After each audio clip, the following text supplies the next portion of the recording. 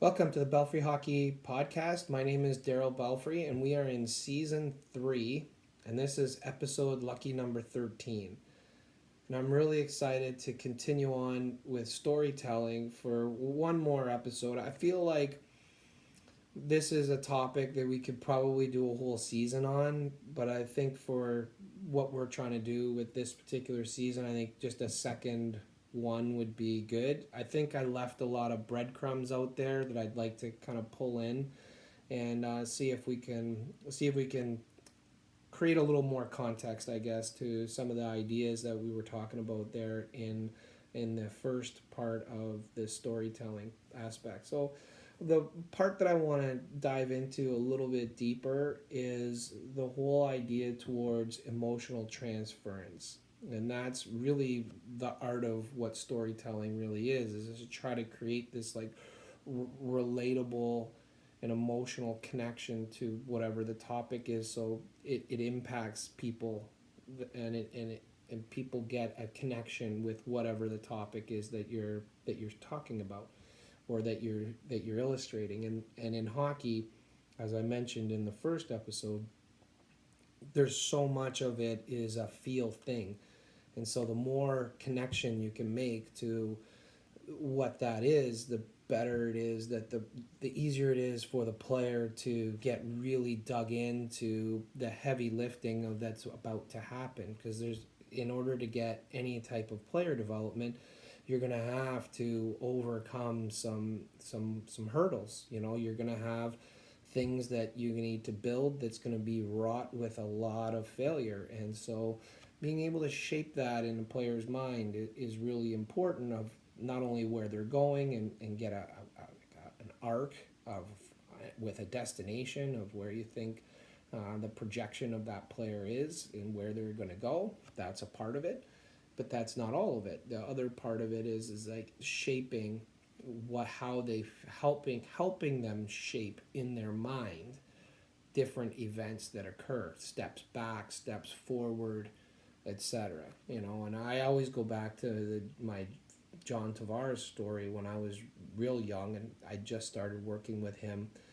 And I was so exuberant with any types of development that he had. I was just so excited about different breakthroughs that we were making, and I would use words like, this is awesome, that's incredible, this is brilliant, this is genius. Like, I would use all these words like that to describe what these little breakthroughs were. And he had said, yeah, it's better.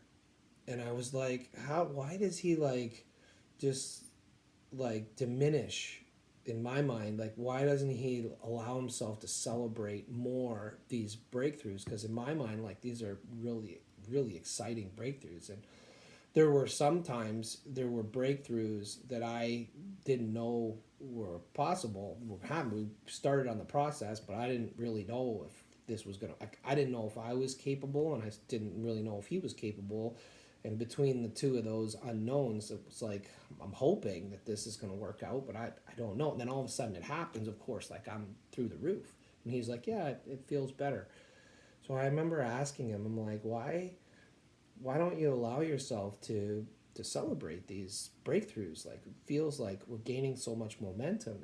And he said, and I'll never forget it, he said, well, I don't want to put any limits on this development path. I don't know how good it could be. So I don't want to put any limits on it. And basically what he was saying is, when you say it's genius or you say it's brilliant, like, where do we go from there? Like, you're already at the top of the arc there. Like, you're at the end. What if I just say it feels better or it's better? Like, I'm shaping that in my mind, that it's just better, and without putting any limits on what it is. And if I just keep doing it a little better, a little better, a little better, like, who knows where this is going to end up? I never forget that. That was so impactful to me. And I didn't know at the time. I wasn't studying anything like storytelling or anything at the time, but that was a consistent way in which John Tavares, his whole mindset was, I don't know where this is going to go. I don't want to put any limits on it. And so we're just going to, I'm just going to celebrate that it's better, and we're going to try to make that even better and make that even better. And I thought that was unbelievable. And it really stuck with me. And it's just a way of someone shaping things in their mind.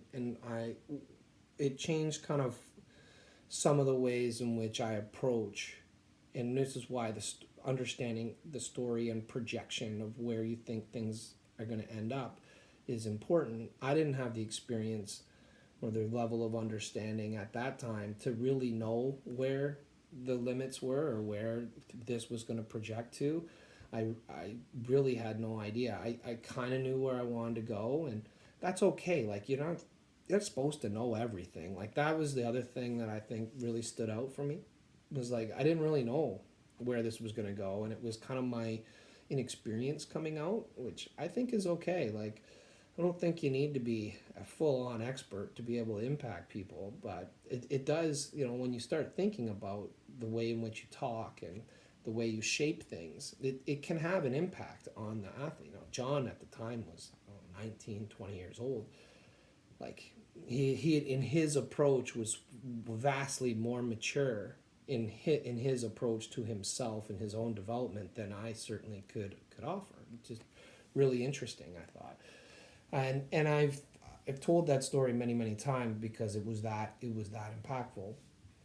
And it changed. And when I started to really start to think about this storytelling and projection and an arc and the way people deal with failure and how you phrase things, how you set things up in players' minds, like, you got to be careful of, like, glass ceilings that you're putting in place by the words that you use, and the words that you use are somewhat impacted by the story that you're telling. And I think that that's really important. Like, in my mind, I didn't even know there was chapters past that necessarily. I was just kind of studying it as we were going.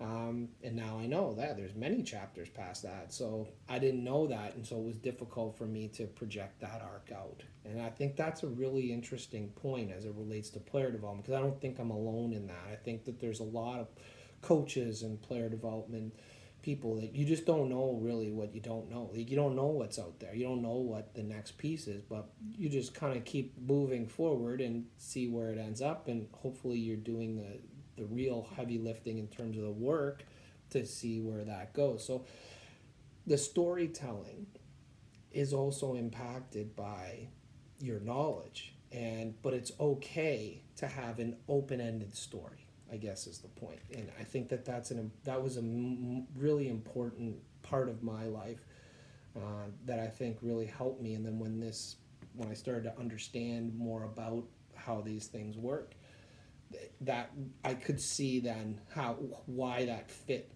so cleanly in my own personal development and my relationship with John. So at the end of the day, also, like, one of the things that I think is really important is, like, if you really think of the communication aspects of it, one of the things that really stands out for me too is my use of analogies and metaphors, and even, like, mixed metaphors, I think needed a lot of work at that time. I was one who was trying to find a way to communicate more clearly, and I think everyone is in this spot. Like, I don't think you need to be a player development coach or a coach in general or a teacher to have this. Like, this is everyone. This is, like, daily interaction with people. When someone has something impactful that happens to them, an event that occurred, and now they're going to share that event with someone, and they're telling the story, but then you realize, like, and everyone's been in this spot, you realize that the way you're retelling the story doesn't really give it justice. Like, it doesn't, the people, as you read the body language and the facial expressions of the people across from you that you're telling, you can see that it's just not landing the way you want to land. So now you're looking for a different communication structure than just recanting this, retelling the story. So what you do is you will go to like a metaphor, or you'll go to an analogy to try to pull more resources into the story to see if that can connect what you went through to the people whom you're talking to. And this is part of that emotional transference, is that you're using this metaphor or way, another structure to communicate, so that the people on the other side that are listening, they can see themselves in that, or it reminds them of another story. It's no different than the way when people write songs, they'll often use these like metaphors to create the relatability of, they have a specific story that they're trying to tell, that they're recanting in this song. But if it's so specific, you can alienate the listener.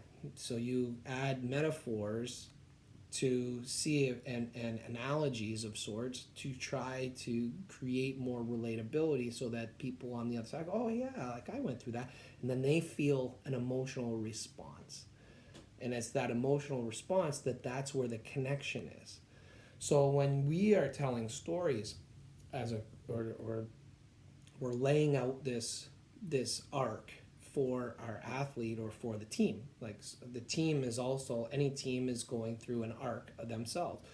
You're the last place team. That's a whole different story that the coach is telling than a team that's fighting for a playoff spot, than a team that is in the top 2 or 3 fighting to be the best team in the league. Those spots in the standings and where they are in their season and the impact of the games that are occurring, the narrative of the season, it all changes. So you can sometimes be pulling in these metaphors and analogies to describe what it is that's going on and how you want the players to think about this path and where they are in the path. And that's why, like, trying to articulate, and this is a big part of the storytelling of development, is like you have an idea of where you want to go. You have where the player is currently at.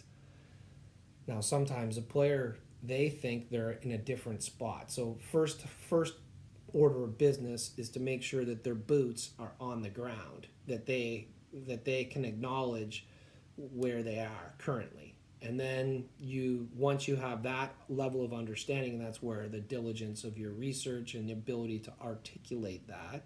That's why I went with the success equation, because it was very easy then to collect the clips to say, this is really where you're at. And that was a way of grounding and centering the player directly over their skates. Once we have that and their skates are on the ice where they currently stand and not somewhere else where they think they might be, it's a whole different thing. So then it becomes, how can we then project this art from where you're currently standing and move that forward to where you want to go, or where this whole thing we're trying to go. And then part of that is you're going to inherently shake the confidence of this player at different times, because in order to get where you want to go, there's going to be failure, etc. And how they're shaping that, and how you're shaping and how you're articulating that in their mind is really important. And that's what allows you to continue to build and maintain the fire of motivation that fuels the development.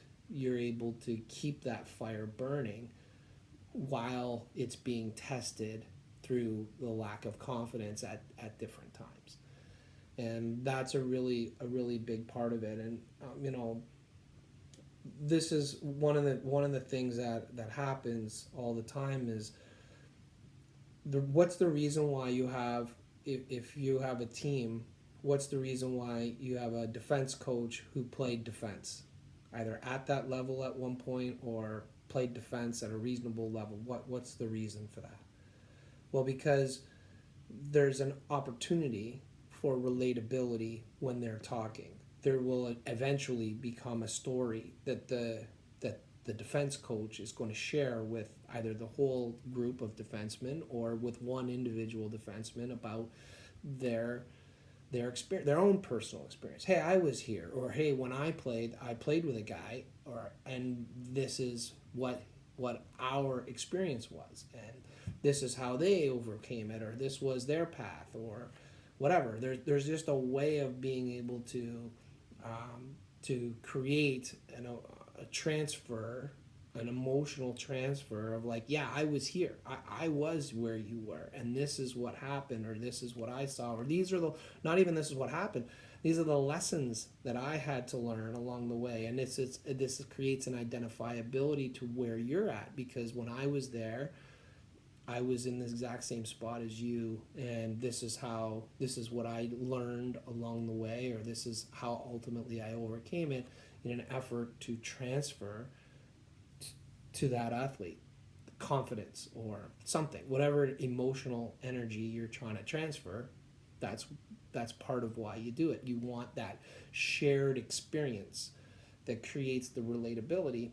That's all part of the storytelling. So you have someone who has been there, done that, and now they have an ability. Now do they have, and this is where it gets muddy.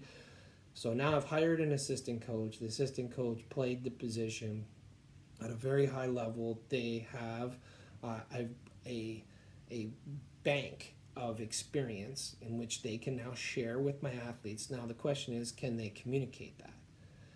Do they have an adequate vehicle in the way in which they can articulate their experience in a way that can connect with the athlete?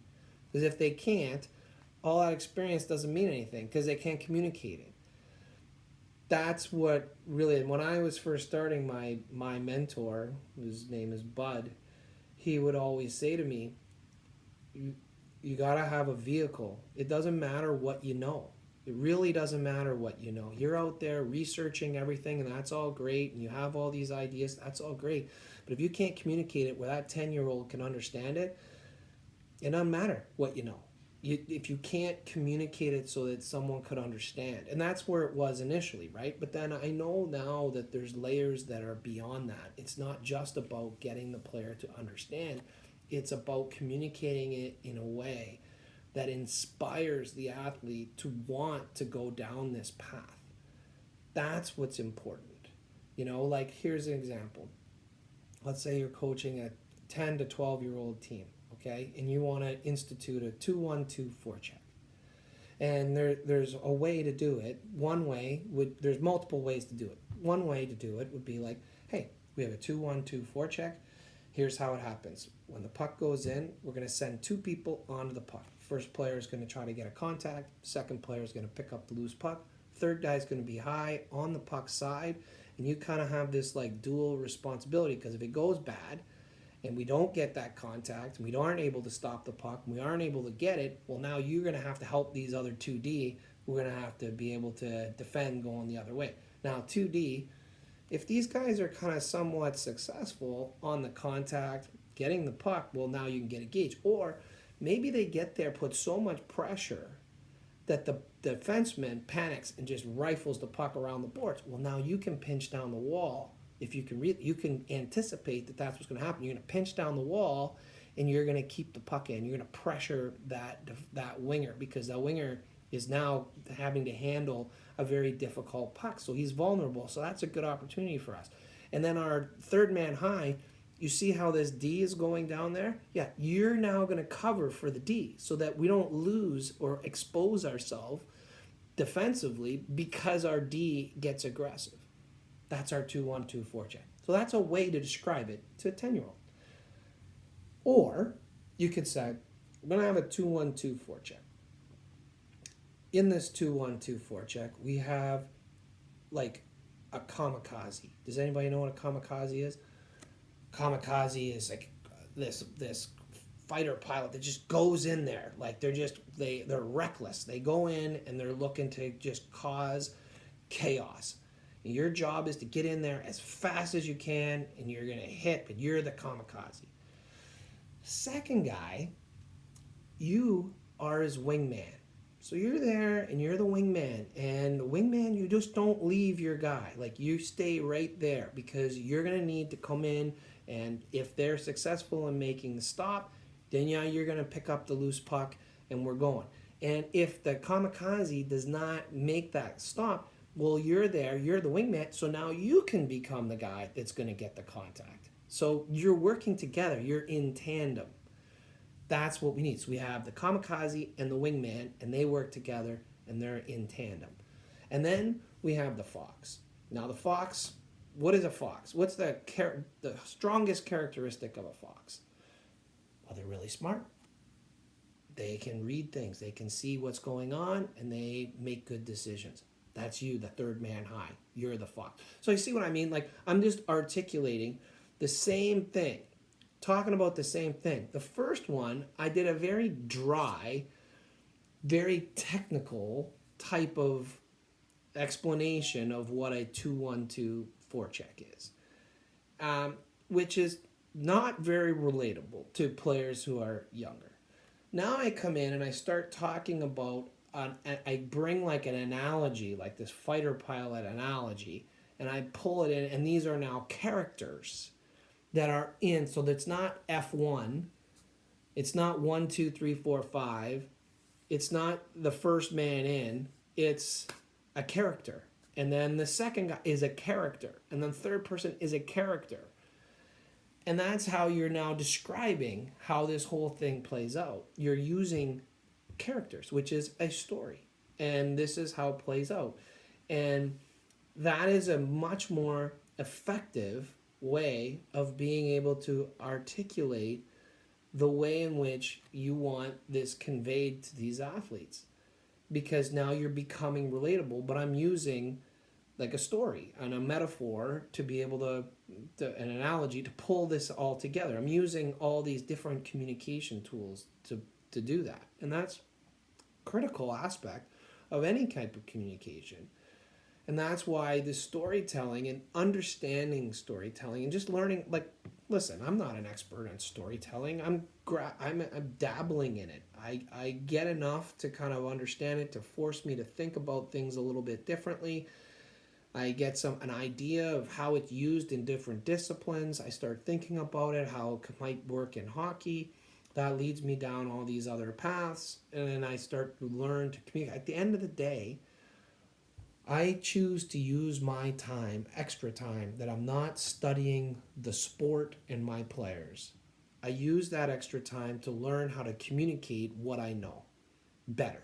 So I'm looking for different ways to communicate, which is what takes me down these rabbit holes that I was describing in the first one. That's how I choose to use my time. Other people, like, they want to study another sport and see if there's like carryover stuff. Fine. That's another way to use your time. Me, I want to know how I can communicate the game more effectively. And I've found that understanding this storytelling idea is a way, has been most impactful to me, because it makes me, I think, much more effective at being able to communicate the game, because I'm always looking to become a better vehicle and be able to do things in a more concise and more impactful way. And like I said, now I'm looking for this emotional transference, which is really the holy grail of the art of communication in general. So it doesn't matter any walk of life. Every one of us, regardless of what you do or how you do it, you are a storyteller in your life in some way, shape, or form. Something is going to happen to you, and you're going to want to retell that story to someone. And the more different tactics that you have, and the more skills that you have to be able to properly tell the story, the more impactful it will be to the people of whom you're trying to tell it to. That's basically what it is. So if everyone is a storyteller in some way, then why not get good at it in the job that we have? And that's really what I've really started to understand over the last, I don't know, decade or so. And I think that that's really important. So now there's multiple different ways in which you can set up these stories. And for me, in my world, I'm usually on an individual player. That's the story that I'm trying to tell, or I'm trying to articulate.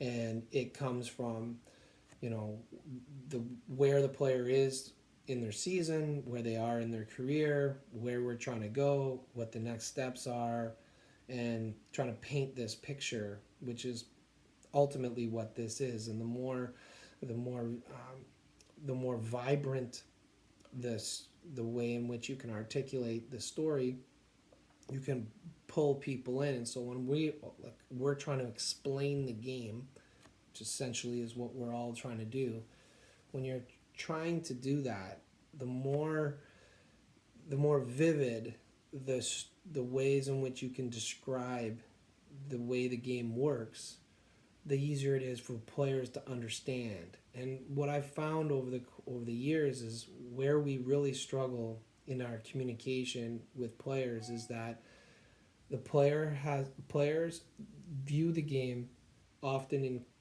compartments, because and in pieces. It's all in pieces because that's how they learn. It's like little bits and pieces, and then they have these fragments of ideas and skills that are all fragmented, and concepts. And then they have, they play 10 years and they have 10 different coaches and all these 10 different perspectives, which is all good, but it leaves a lot of like pieces that just, it's like a jigsaw puzzle with pieces that just don't fit, or they need to be, you got to find where they fit. And the more connections you can make about how skills work with tactics, and how tactics works with strategy, and how your assets get leveraged into the way the team works, and how all those pieces work together, how my skill set works with your skill set, and how our line works against their line, and how shift times, how that impacts, how a shift time and the conditions that surround the shifts, how that impacts the game, and how sometimes I don't need to win a shift every time. I even though that's the goal is to win a shift, but sometimes you don't need to do that. You just need to push the game along, and all these are all fragments that we need to put pieces together. And what a story does is it does that. It allows you to put some of these pieces together and create these connections in the player's mind so that they understand the game on a deeper level, which may give them an opportunity to express it at a deeper level. They can perform the game at a different level because they understand it better. And I think that a large part of Hockey Sense and the impact of why we think Hockey Sense is an elusive skill that only a few have, and at a world class level, is because those players have been able to put those connections together where other players just haven't, even though all the pieces are all there. So these players are looking at a similar puzzle, and all the pieces are fragmented, but the better player is just able to put the connections together, and they can see it more conceptually, and they can see how these things. So now when they play, they can understand these concepts and these patterns at another level. So now they can anticipate where things are going to go next. That's all part of what we're trying to do. And I think whether you're building out your season, or the player, or the place where they are, or you're shaping failure, or whatever it is that you're using the story to explain the game or explain the path of where we're trying to go, what you're doing is you're setting a scene, and then you're moving that scene through, and then as you're moving through the scene, you're picking up other aspects and pulling it into the scene, so then they can see the context of how all these pieces fit together to then tell ultimately the story of the game. And at the end of it, when you're communicating as a coach or as a player development coach, you're ultimately trying to put these connections together for the player. And that's why, for the longest time now, like the game is is credited with being the teacher, and then individual skill is kind of looked down upon because it's like, well, why would you go learn why would you spend the time to like break down, skating, like individual skating skills?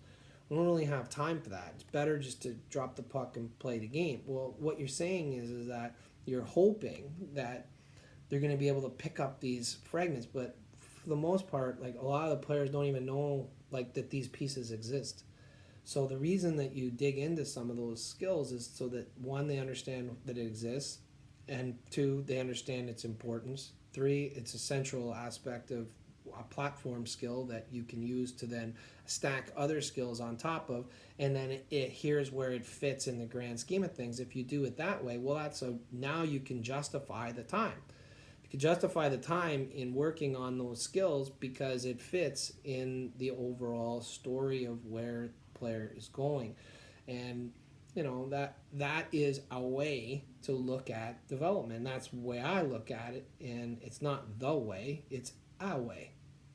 And that's just my own perspective on it, but I like to look at it like that because it really helps shape the way that I try to communicate, and I think that that's a really important aspect, and I don't think we talk enough about it. And the truth is that every coach is utilizing storytelling in some way, and sometimes and all of us have done it where you've told a story, we created an analogy, and you got to be careful that it's rooted in the truth of what's going on, and that comes from research. You got to do the homework first and then start telling the story. You got to be careful you don't tell the story first. That's a big part of it, right? Because otherwise, when you start lying to the player, misrepresenting things, they're going to sniff that out quickly, and you're going to lose credibility. Then it doesn't matter what you say. You have no vehicle, you have no pathway, and you're not going to be able to communicate effectively with the player, and that's game, set, and match in terms of your individual impact on that particular athlete. And that's where you got to always protect that, and you protect that through honesty. And the honesty comes from sometimes being able to say, I don't know. And we don't say that enough. Like, I don't pretend to know everything. I'm not an expert in all of it. I try to figure out things, and when things are presented, there's a lot of times I don't know, so you just acknowledge that you don't know. Then you go back, do the homework, you understand where it is, you see how it all fits in the grand scheme of things, and now you're in a better position to be able to articulate it more cleanly, more effectively, so the player can then understand, and not just understand.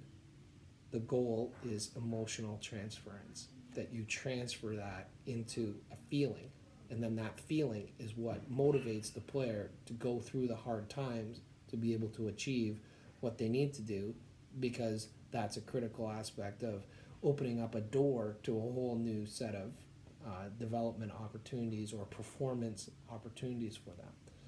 So that's what I wanted to do. Like, there's a lot more we can dig into. The one piece that I wanted to share before I sign off on storytelling is, early on in my development, I was very fortunate to meet up with a guy who told me that the worst coach is the sarcastic coach. And at that time, I was very sarcastic in the way I was expressing things. And I started to monitor how sarcastic I really was, and it was like genuinely off the charts. And trying to limit and then ultimately eliminate sarcasm in the way in which I was articulating things is a worthwhile project for everyone. And rather than go through sarcasm, rather than do that, I would like to see more people dig themselves through this type of path, where you're going down a different, like, learning different ways to communicate, which is essentially what storytelling is it's offers so many different types of ways to communicate, and you can get off of a real tendency that I'm not the only one that struggled with sarcasm, and I think there's a lot of coaches and player development coaches who still use sarcasm and don't necessarily realize how awful that sarcasm is for development. And so we have to be very, very careful with that. And so I'll leave you with that because I don't want to dig in too deeply with that one. But if you can figure out more about stitching together scenes of where things are and be able to think about the story of a player's player development, and you focus on those things and then look for analogies and look for metaphors and maybe mix a couple metaphors together to paint a picture, that's a much more effective way to communicate.